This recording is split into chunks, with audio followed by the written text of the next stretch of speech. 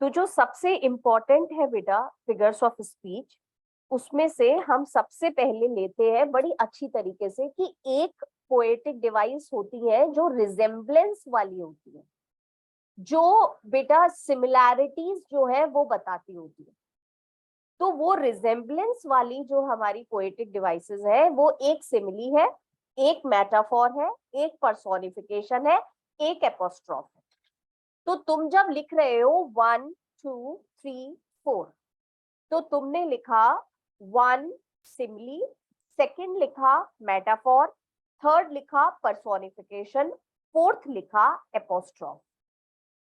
और ये चार पोएटिक डिवाइसेस सारी के सारी ब्रैकेट में अगर करके समझोगे तो रिजेम्बलेंस वाली है, मतलब कोई दो चीजें एक जैसी बना दी गई है। इसको हम बोलते हैं बेटा फिगर ऑफ स्पीच, जो कि हमारी रिजेम्बलेंस वाली है। डिफरेंस क्या होता है चारों में? डिफरेंस ये होता है जब एक चीज दूसरे के साथ कंपेयर करी जाती है, तो हम अगर कंपैरिजन में, रिजेम्बलेंस में एज और लाइक लगाते हैं तो वो सिमिली हो जाती है। जैसे the bride was as a red rose, तो एज आ गया। अगर रिजेम्बलेंस में, अगर बेटा दोनों के कंपैरिजन में हम एज और लाइक नहीं लगाते हैं, उसको हम बोलते हैं कि ये मेटाफोर है। The bride is red rose, पता चल गया। थर्ड नंबर पे बेटा जैसे ही आप ये वाली जब पोएटिक डिवाइसेस आइडेंटिफाई करोगे ना, तो आपको खुद को लगेगा ऐसे कैसे हो सकता है, the bride is red rose, rose बिल्कुल अलग है, ब्राइड बिल्कुल अलग है, तो फिर इसका मतलब इनका कहीं ना कहीं कुछ रिजेम्बलेंस होगा। तो फिर ढूंढना क्या इसमें एज और लाइक लगा हुआ है? नहीं, एज और लाइक नहीं लगा हुआ है, मतलब ये मेटाफोर है। अब आ जाता है बेटा पर्सोनिफिकेशन एंड एपोस्ट्रोफ।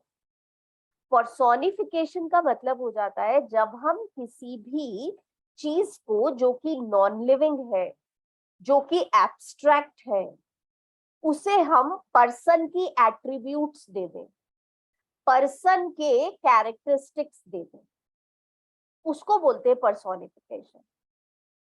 तो हमने बेटा लेट सपोज बोला, हमने बोला मिरर इज क्रूअल, तो mirror is cruel, cruel is an attribute of a person. Mirror is a non-living thing. How it can be cruel? So it is personification. हमने बोला death is cruel, तो बेटा death, death तो एक abstract चीज है, उसको पर्सन कैसे बना सकते हैं? तो हमने बोला ये भी पर्सोनिफिकेशन है। जब तुम सेंटेंस पढ़ोगे तो तुम उस सेंटेंस में एक चीज खास देखना कि क्या इसमें कोई ऐसी वर्ड तो नहीं लिखा हुआ जो ह्यूमन बीइंग्स की कैरेक्टरिस्टिक हो। अगर ये ह्यूमन बीइंग की कैरेक्टरिस्टिक है तो फिर ये किससे रिलेटेड है?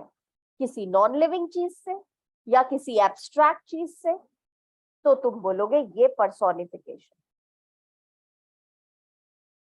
और जब हम उस पर्सोनिफाइड चीज से बातें करना शुरू कर देते हैं, उसको बोलते हैं एपोस्ट्रोफ। एपोस्ट्रोफ का मतलब होता है किसी पर्सोनिफाइड चीज से I am talking, I am talking, I am addressing a person who is dead. I am addressing a person who is not present in front of me. Apostrophe का मतलब तीन चीजें। Apostrophe का मतलब I am talking to a personified object. Apostrophe का मतलब I am talking to a person who is no more in the world. I am talking to a person who is not present in front of me, still I am addressing him. That these three things are called apostrophe. तो बेटा जब हम इसी sentence को mirror is cruel, mirror is cruel personification, mirror non living चीज है, उसको cruel बनाया है, इसलिए ये पर्सोनिफिकेशन हो। और अगर हम इस तरीके से बातें करना शुरू कर दे, o mirror how cruel you are, then we are talking to the mirror, that means it is apostrophe. If I am talking to Shakespeare, Shakespeare has died so many years ago, still I am talking to Shakespeare, that means it is apostrophe. I am sitting in my home and I am talking to someone outside, and I am sitting here and I am saying to the people, oh Russians, why are you fighting? Russians are not present in front of me, and I am addressing them. That is also apostrophe. So let me summarize first 4 figures of speech. Let me summarize them. अगर हम चारों poetic devices हमने resemblance वाली करी है, simile जिसमें हमें as और लाइक देखना है, सबसे इजी टू आइडेंटिफाई, और एज और लाइक है तो देख लेना कौन सी दोनों चीजों में रिजेम्बलेंस हो रही है। सेकेंड, रिजेम्बलेंस हो रही है पर एज और लाइक नहीं है। पर्सोनिफिकेशन कोई ऐसी चीज जो कि नॉन लिविंग है, जो कि एब्स्ट्रैक्ट है, और बेटा हम उसको ह्यूमनली कैरेक्टरिस्टिक्स दे रहे हैं। रेन इज मर्सीफुल, रेन कैसे मर्सीफुल हो सकती है? रेन तो नॉन लिविंग है, personification. Apostrophe when we are addressing something which is non-living, which is abstract. तो ये आपने चारों कर लिए, बाद में बेटा फिर मैं एग्जांपल्स करवाऊंगी कराओ। अब बेटा एक और हमारा पोएटिक डिवाइस है जिसमें 2 नाम हम एक साथ लिख रहे हैं, और उसमें से एक है सिनिकडॉच और एक है मिटोनिमी। मिटोनिमी एंड सिनिकडॉच।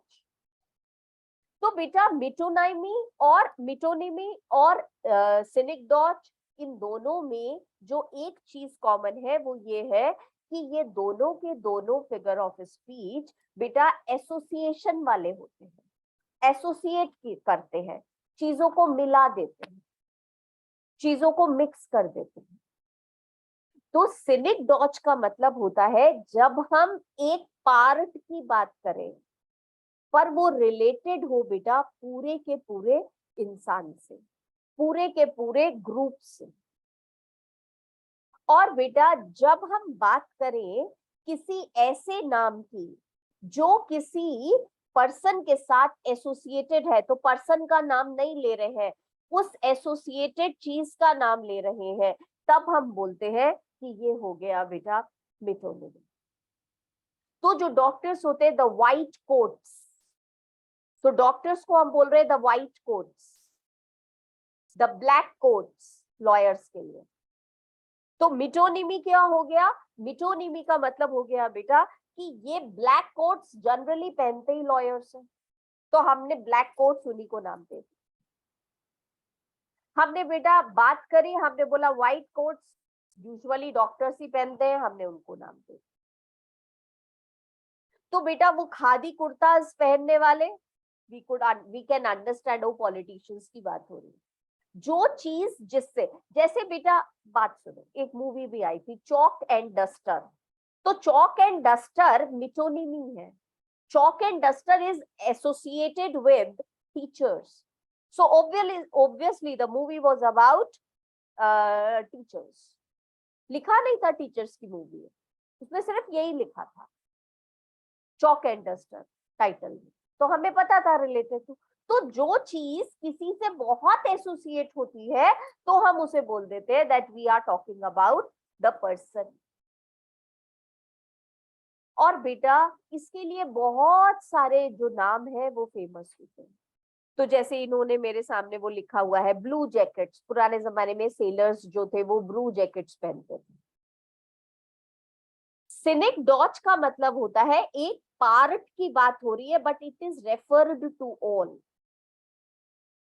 तो हमने बोला हिज हार्ट इज क्रूअल, उसका दिल बहुत क्रूअल है।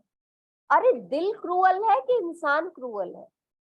ऑर्गन की बात कर ली, एक पार्ट की बात कर ली, it is referred to all, उसको सिनेक्डोच बोलते हैं।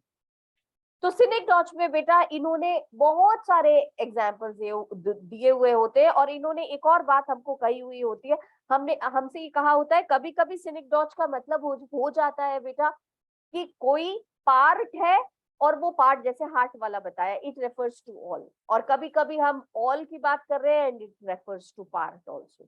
Just let me see if I can see any of the examples और इससे रिलेटेड, तो फिर मैं अभी आपको और बता दूंगी। जैसे बेटा इन्होंने बोला all hands go to the pumps, तो ऑल हैंड्स का मतलब हो गया था all the sailors go to the pump, pumps मतलब पानी बाहर निकालो, शिप में भर गया है।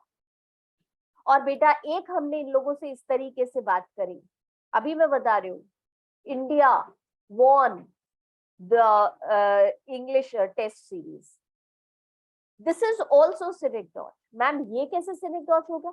बेटा पूरा इंडिया थोड़ी ना जीत गया है इंग्लैंड से, इंडियन क्रिकेट टीम जीती है, तो पूरे इंडिया की बात करनी तुमने, इंडिया वॉन अगेंस्ट इंग्लिश, अरे तो द इंग्लिश से सिर्फ हम पूरा देश थोड़ी ना जीता है, the teams have von.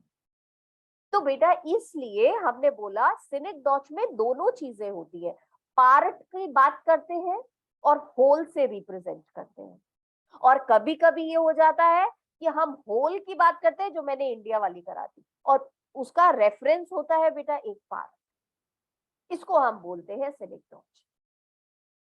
Easiest way identify करने का क्या रहेगा?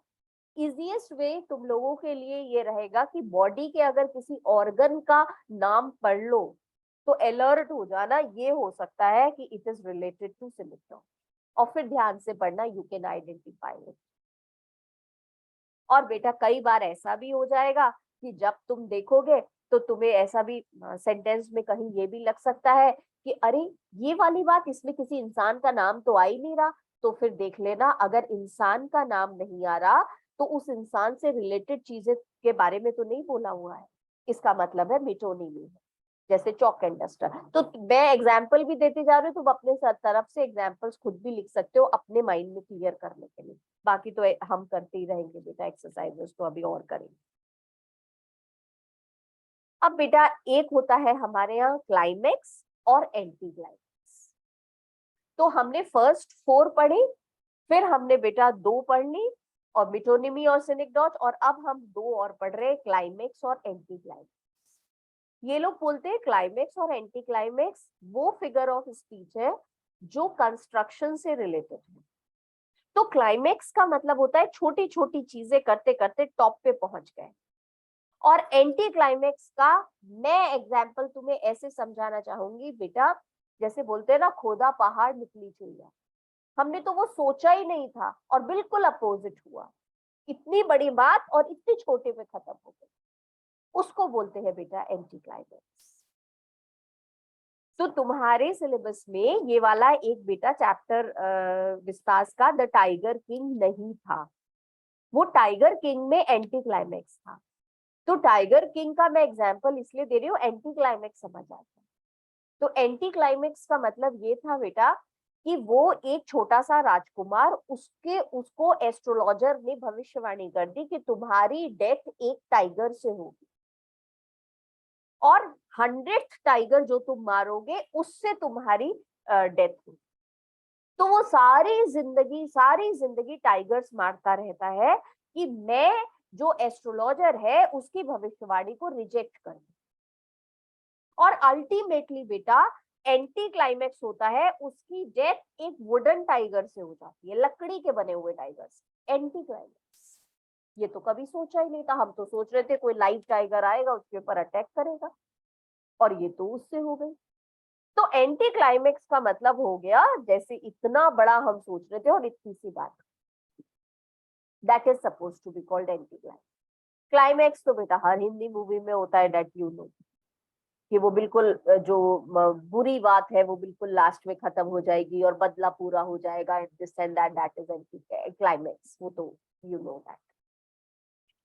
तो बेटा हम लोगों ने फर्स्ट नंबर पे किया सिमिली, फिर हमने किया मेटाफोर, फिर हमने किया पर्सोनिफिकेशन, फिर हमने किया एपोस्ट्रोफ, फिर अब हम कर रहे हैं, फिर हमने 5 और 6 किया, अब हम 7th लिख रहे हैं पोएटिक डिवाइस, और उसका नाम है हाइपरबोल।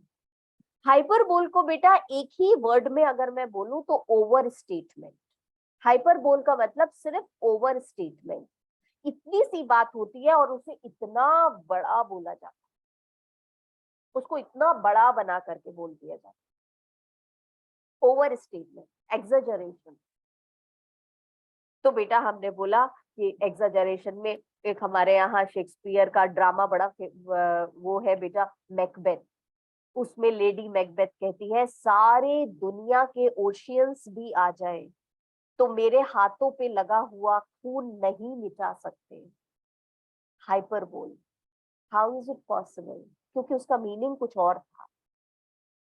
वो ये कहना चाह रही थी कि मेरा गिल्ट कम नहीं होगा। उस बात को उसने ऐसे बोला कि सारे दुनिया के समुद्र भी आ जाए तो मेरा पूरा का मेरे हाथों में से खून के निशान नहीं जा सकते, लेडी मैकबेथ बोलती है। तो उसका मतलब था बेटा हाइपरबोल हो रहा है, इतनी ऑर्डिनरी सी बात और उसको तुमने इतना ओवर स्टेटमेंट कर दिया। जैसे बोलते हैं ना, बढ़ा चढ़ा के बोलना, डींगे हाँकना, इट इज हाइपरबोल। इसके बाद बेटा हम पहुंचते हैं 1 2 3 4 5 6, एंड नाउ द नेक्स्ट एक और लिखो, euphemism. EUPHEMISM, euphemism.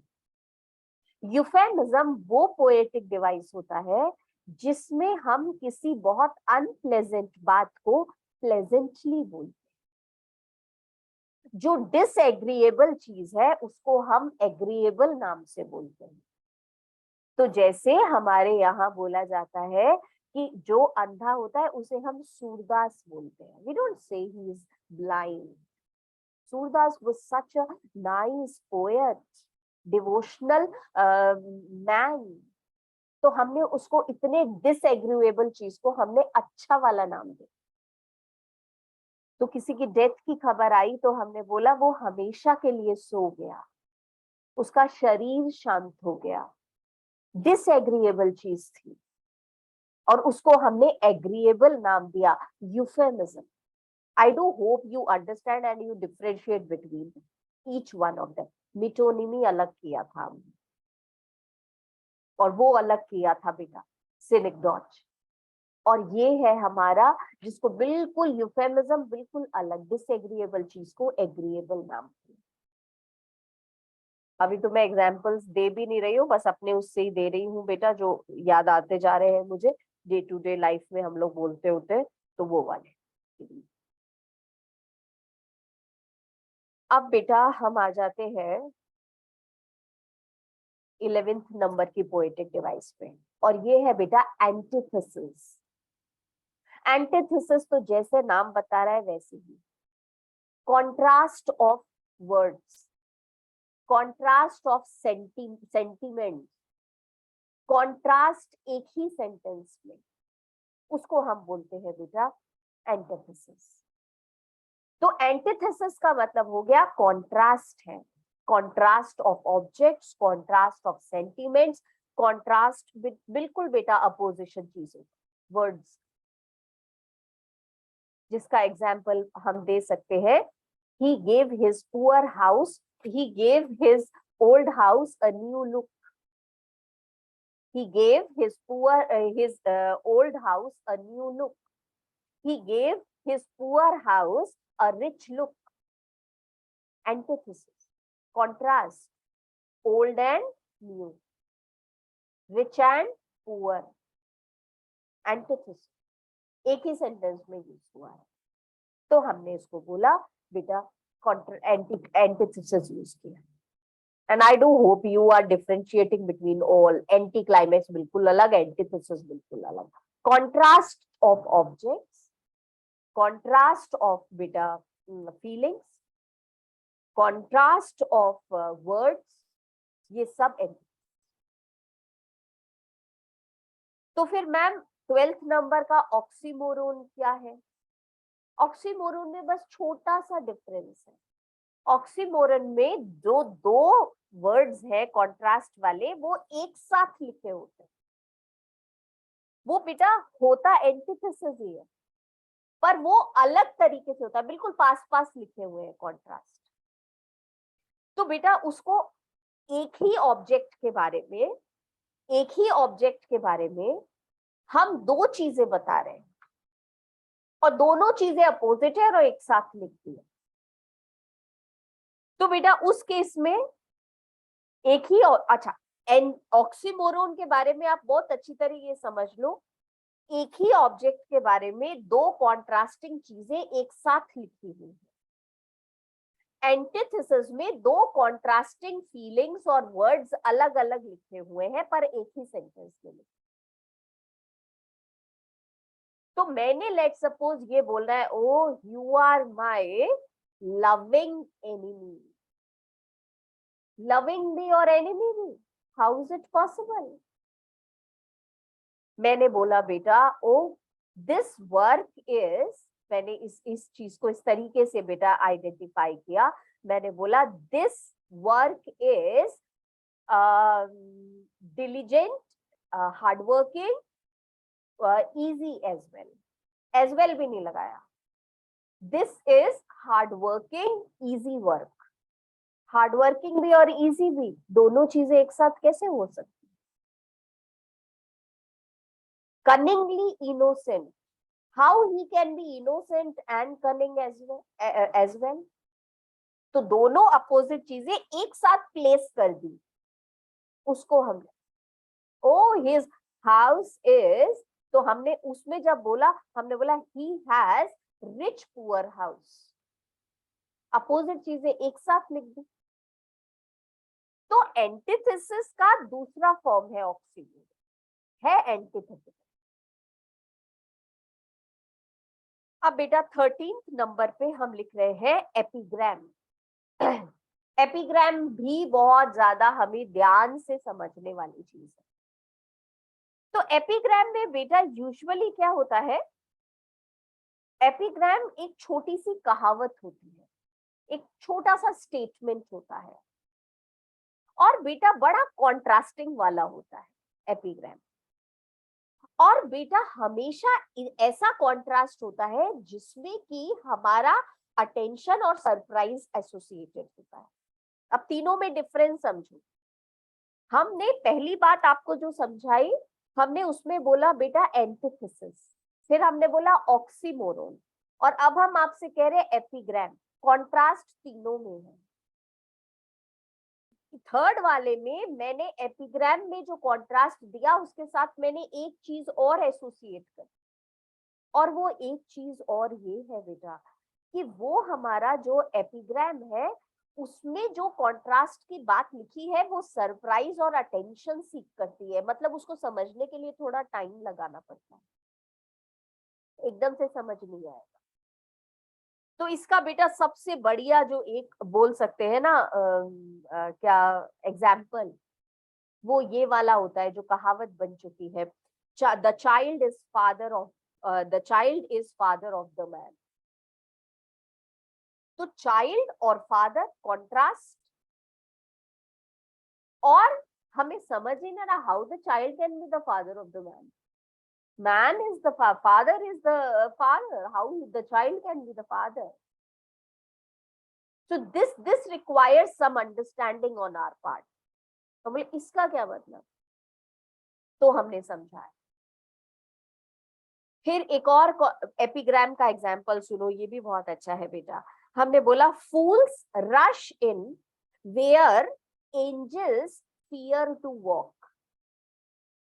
fools rush in, बेवकूफ होते वो जल्दी करते, where angels fear to walk। ऐसा कैसे हो सकता? जो फरिश्ते होते हैं वो तो बड़े इंटेलिजेंट होते हैं, वो तो सबसे पहले जल्दी जल्दी करके काम करेंगे, बेवकूफ काम जल्दी कैसे करेंगे, वो तो हमेशा टाइम लगाते हैं। तो फूल्स और बेटा ये एंजल्स, कॉन्ट्रास्ट कहावत है ये एक छोटी सी। And I don't think so you will be confused about that. Antithesis बिल्कुल अलग था, वो कोई कहावत नहीं थी। ऑक्सीमोरोन में दोनों कॉन्ट्रास्टिंग वर्ड्स एक साथ लिखे थे। ये छोटा सा होता है बेटा, इसमें कॉन्ट्रास्टिंग चीजें होती हैं, पॉइंटेड जिसे बोलते हैं, कोई कहावत बनी हुई होती है जिसमें हमें सोचना पड़ता है, we need the explanation for that.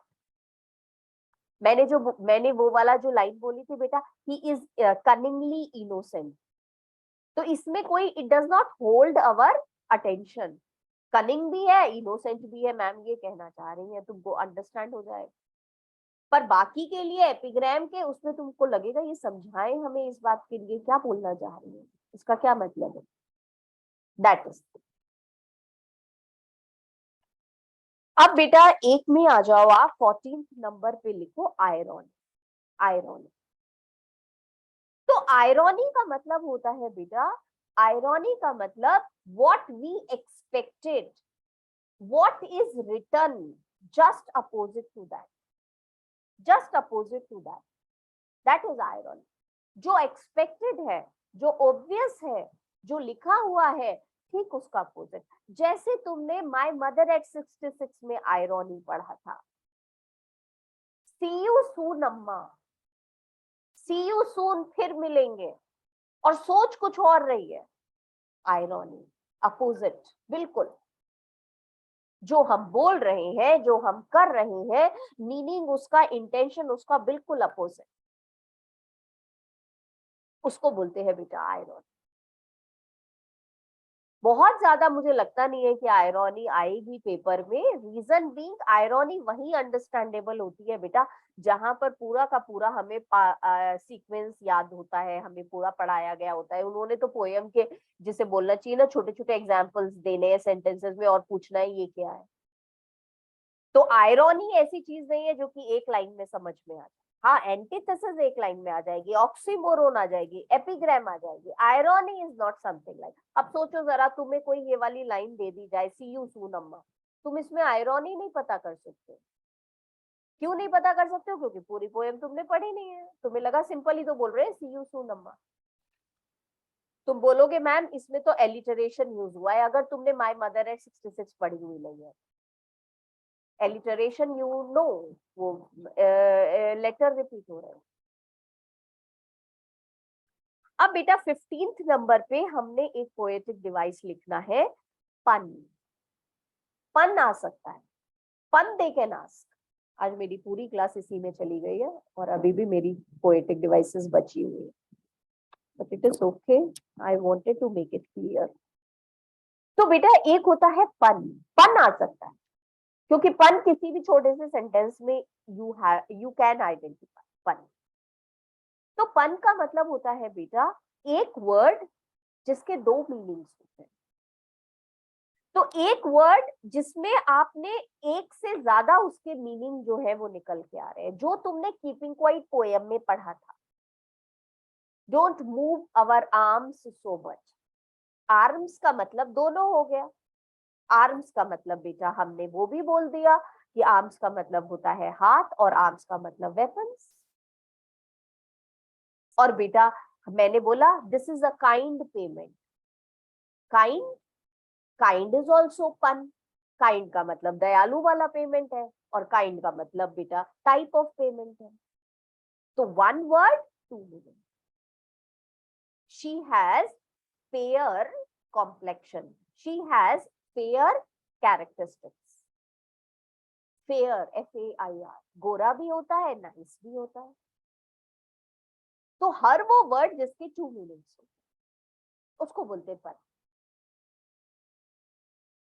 ठीक है, तो हमने बेटा अगर ऐसा पन जो है वो हम बहुत आराम से, जितने ये वाले वर्ड्स होते हैं वो आपको वैसे भी समझ में आ जाएंगे कि अच्छा ये वाला जो है इसका तो ये मीनिंग भी होता है। फेयर का मतलब तो टू हो गए, आर्म्स का मतलब तो दो मीनिंग होते हैं। तो इसके लिए बहुत लंबे डिस्क्रिप्शन की जरूरत नहीं है, वैसे भी आपको बेटा याद करें।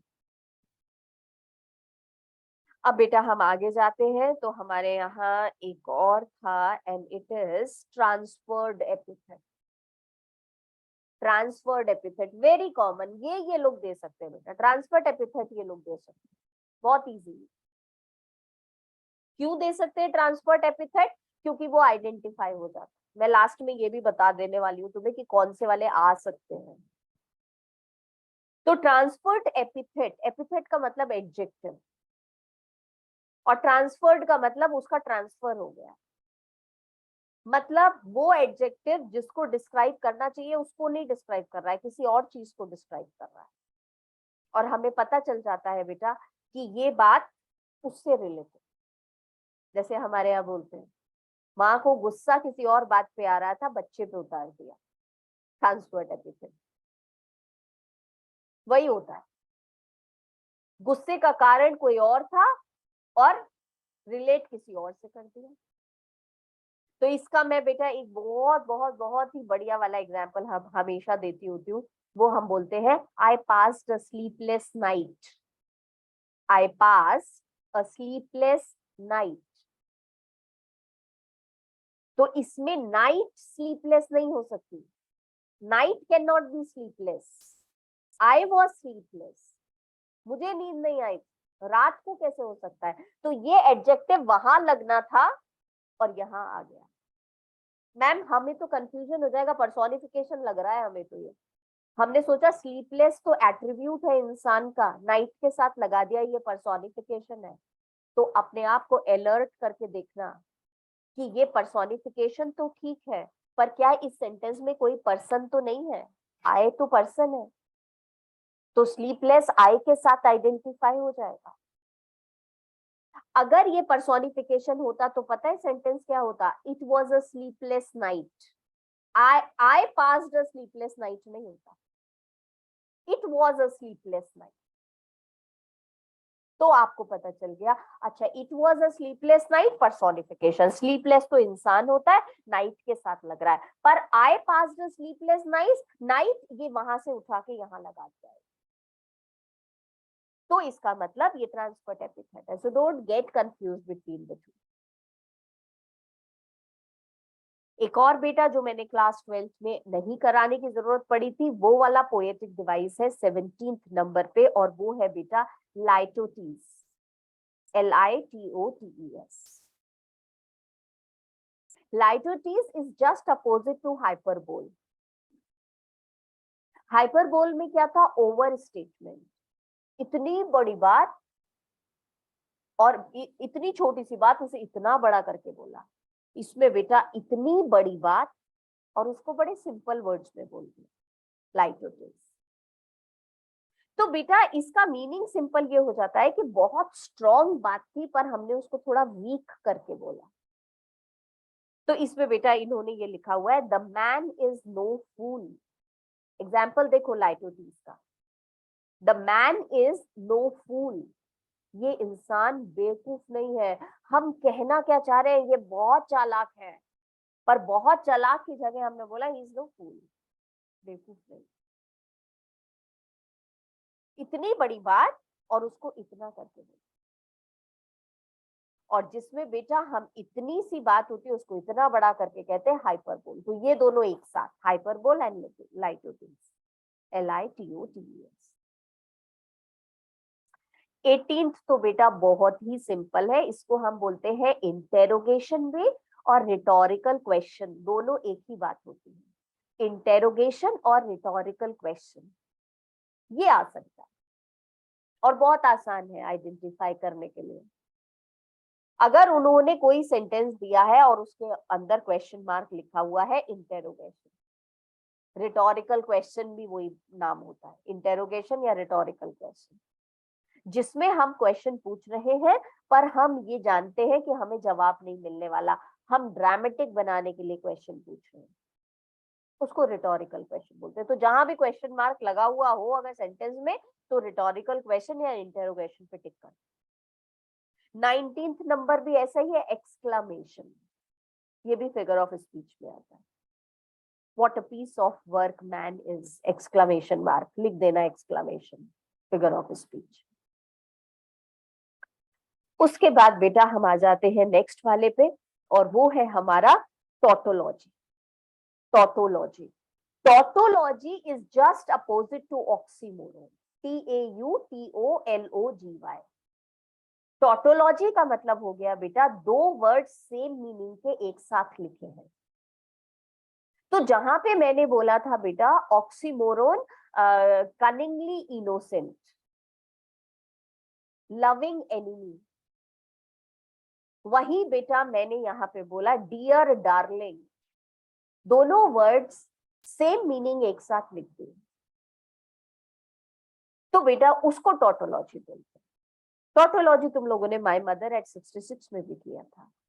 पेल एशन फेस, पेल वैन फेस मदर का, पेल का मतलब भी वही, WAN, वैन का मतलब भी वही, टॉटोलॉजी। एक बेटा 21 पे एलिटरेशन लिख लो, बहुत इजी है। एलिटरेशन का मतलब हो गया बेटा जो लेटर है वो रिपीट हो रहा है, लेटर जो है वो रिपीट हो रहा है। 22 पे लिखो बेटा एसोनेंस, एसोनेंस। तो what is the difference between alliteration and assonance? Alliteration में भी लेटर रिपीट होता है, एसोनेंस में भी रिपीट होता है, पर बेटा एसोनेंस में हमारे वॉवल्स रिपीट हो रहे होते हैं, वो वॉवल्स जो कि शुरू में भी हो सकते हैं और वर्ड्स के बीच बीच में भी हो सकते हैं। जैसे एलिटरेशन में तो P रिपीट हो रहा है, सी यू सून अम्मा, S रिपीट हो रहा है शुरू में, beginning of the word. Assonance में आपके वॉवल रिपीट हो रहे हैं, पर वो वॉवल रिपीट कहाँ हो रहे हैं, वो शुरू में भी हो सकते हैं, वो बीच में भी हो सकते हैं,